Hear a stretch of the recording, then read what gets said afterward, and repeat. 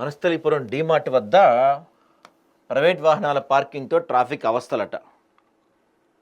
డీమార్ట్ సమీపంలో ప్రైవేట్ వాహనాల పార్కింగ్ ఇరుగ్గా మారిన సర్వీస్ రోడ్, ప్రయాణికులు వాహనదారుల అవస్థలు, బస్టాప్లో బస్సు ఆగపోవడంతో ఇబ్బందులు, ప్రమాదాలకు గురవుతున్న వాహనదారులు పాదచారులు, ట్రాఫిక్ పోలీసులు జరిమానా విధించినా మారని వైనం, చోద్యం చూస్తున్న జిహెచ్ఎంసీ అధికారులు.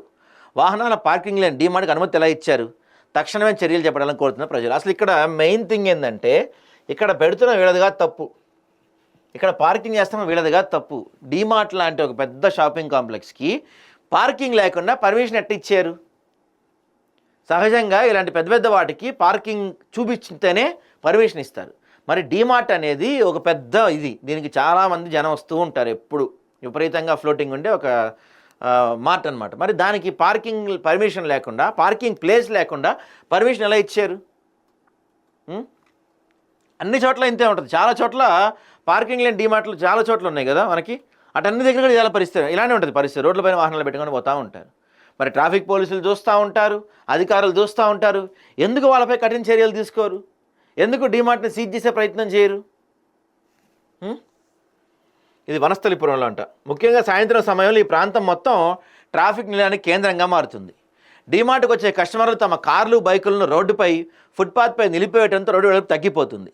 దీనివల్ల వాహనాల కదలికకు తీవ్ర ఆటంకం.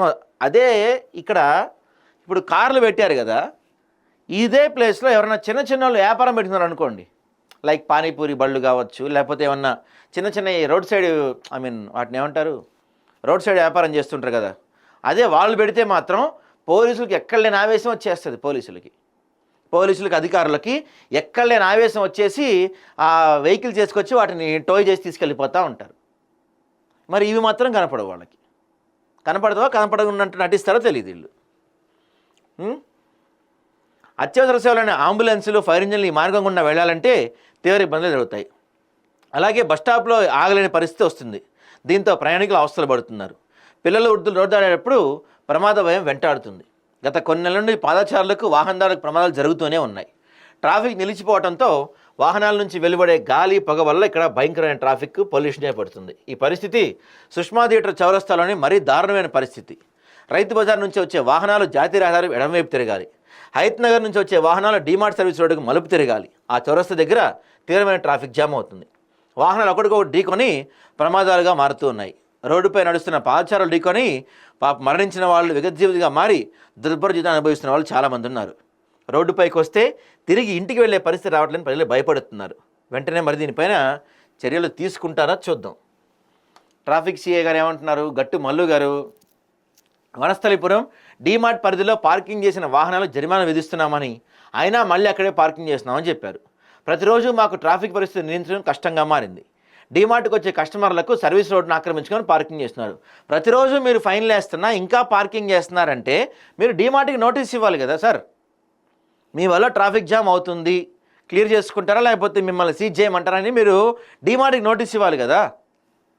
ఇచ్చారా మరి?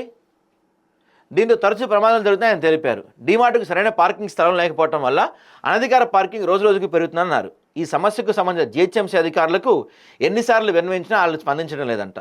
సాయంత్రం కాగానే డీమార్ట్ దగ్గర క్రేన్ ఏర్పాటు చేస్తున్నామని, పార్కింగ్ చేయగానే క్రేన్ ద్వారా వాహనాలను పోలీస్ స్టేషన్ తరలిస్తున్నామని, మరుసటి రోజు జరిమానా కట్టేసి వాహనాలు తీసుకెళ్తున్నారని చెప్పారు. డీమార్ట్ యాజమాన్యానికి పార్కింగ్ ప్రత్యేకంగా స్థలం ఏర్పాటు చేసుకోవాలని లేడీ ఎలన భారీ జరిమానా విధిస్తామని నోటీస్ జారీ చేసినా స్పందన లేదంటే, మరి మీరు భారీ జరిమానా విధిస్తామని నోటీస్ ఇచ్చినా వాళ్ళు స్పందించలేదంటే మరి ఎందుకు మీరు జరిమానా వేయలేదు వాళ్ళపైన? భారీ ఫైన్ ఎందుకు వేయలేదు మీరు వాళ్ళపైన? ఎందుకు వెయిట్ చేస్తున్నారు? ఎవరి కోసం వెయిట్ చేస్తున్నారు? ఈ సమస్యపై జిహెచ్ఎంసీ అధికారులు చర్యలు తీసుకోవాలంటారు. జిహెచ్ఎంసీ వాళ్ళు ఏమంటారు? పోలీసులు చర్యలు తీసుకోవాలంటారు. చివరికి జనాలకు ఇబ్బంది.